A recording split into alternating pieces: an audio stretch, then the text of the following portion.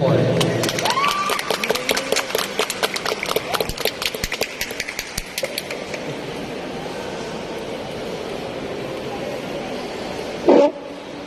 kalabanga, saro sa mga lugar na tinutubod ang harungkan mga kabalang, manlain-lain na mga apo, asin elemento.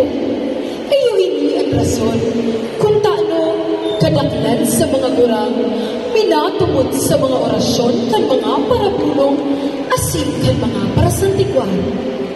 May sarong gurang na kun apodon Nana Marie, na nakaistar sa may bulod kan kalabanga, tuman sa kanina. Kaibanan yan sa iyang mabinion na makuapo, si Consin. Na, kinibo ko na po ang gabos. Nagtatamong man nga niya ako sa leksyon. Daw ano pa kung pagkagusto ko rin makanoon. Mayo po talaga. Pero may ako nababagsak sa mga suratunan sa simbagan. Mamundong sabi ni Consin sa iyang lola. Nasa ikanong na grado ka na sa elementarya, Consin. Ang sabi mo pagas ako, malapigot ka na sa pag-adal, nga ni matupad naman si pangako mong kaina ako magparalinig harong. Ano nga nitong sinasabi mo sa kuya? Buhay, buhay, piranha! Buhay, piranha, manalo sa imula! Buhay, prinsesa po! Ginibo mo pa amanin sira. Buhay, prinsesa po, at itatao ko sa imo. Nangingirit na sabi ni Consin sa iyang lola. Ay taiyo daw ko, buhay prinsesa balan. Alas sige, tabangan mo muna ko maglinig, maglapa, asin magbahog sa mga orek. Sugo ni Nana Marie. Ina! Malawag na naman ako sa klase kaya ni Trolo Yagoy. Pag-esplikar ni Consin sa iyang lola. Ay simbang ni Nana Marie. Araw kan dati, mayo na naman lagi na ko si Consin.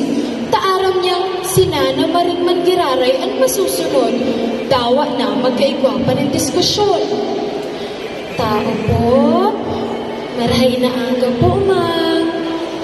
Paluway-luway na sabi ni Consin pag-abot niya sa pinto sa iyang eskwelahan. Oh, Consin, tanaabot ka pa sana. Maluwas na naman lamang ako, tapos ikaw naabot pa sana. Sabi kan si maestra. Ma'am, pasensya na po. Kadakulon na po talagang kibo sa harota. Kami man lang po ni Lola ay naghihiro. Sabi ni Consin. Habang nasa eskwelahan si Consin, nagluhod sa may altar si Nana Marie.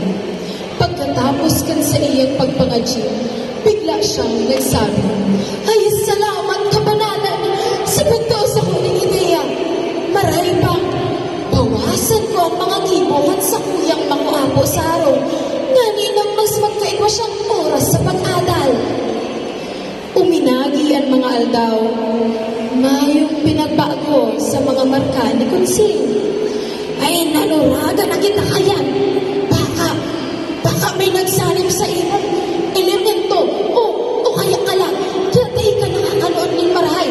Ay ito sa aga, maduman kita kay Paypetring, ipapasanti ko ang akin ka. May paghagdal na sabi ni Nana Marie kay Consin. Kanagsirang ang saldang asin nagturaok ang mga manok. Naglakaw na si Consin asin si Nana Marie pasiring sa parasantikwar na si Paypetring. Dagos ka mo. Ano ang ginamatikan sa iyong makuapang Marie? Ay, tatay ko na mag-aaral dyan, Pipring. Kung taano tayo nakakanood sa klase. Minsan, lingaw pa ang mga tinugto sa iya. Ay, puna na ang pagsantigwan. Tumaran ho, mga elementong hambog. Humarali, mga elementong bali. Sa hawak kan aking ini, maglayas. Sa hawak kan aking ini, lumalayas.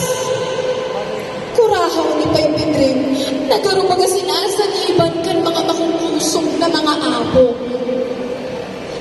Naglipas ang pirang simana, mayo man giraray pinagbago sa mga markani konsing.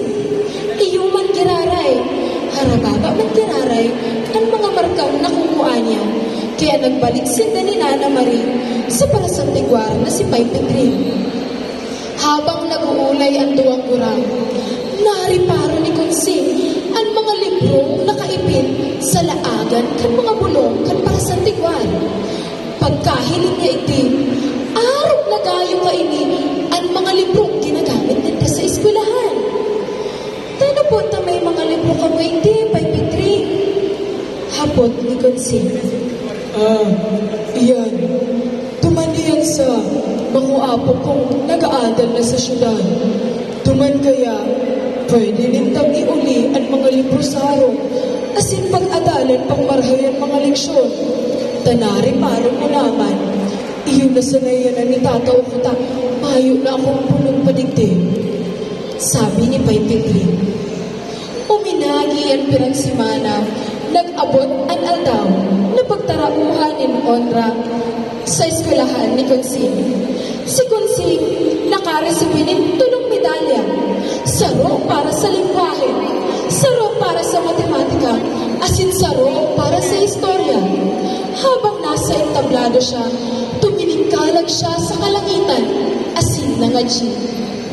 Lugod po, kabus ni estudyante, magkaigwanit sapat na kagamitan, asin libro para sa pag-adal, mapa sa inmang lugar, sa syudad man, o iti sa probinsya.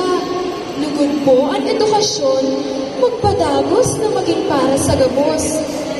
Nagkakatotoo na ang mga pinangatsying ni Konsing. Kitangon yan, yaon iti, para mas palagoon ang kaaraman kan kada Pilipino. Mabuhay ang edukasyong Pilipino! Ang Santigwan.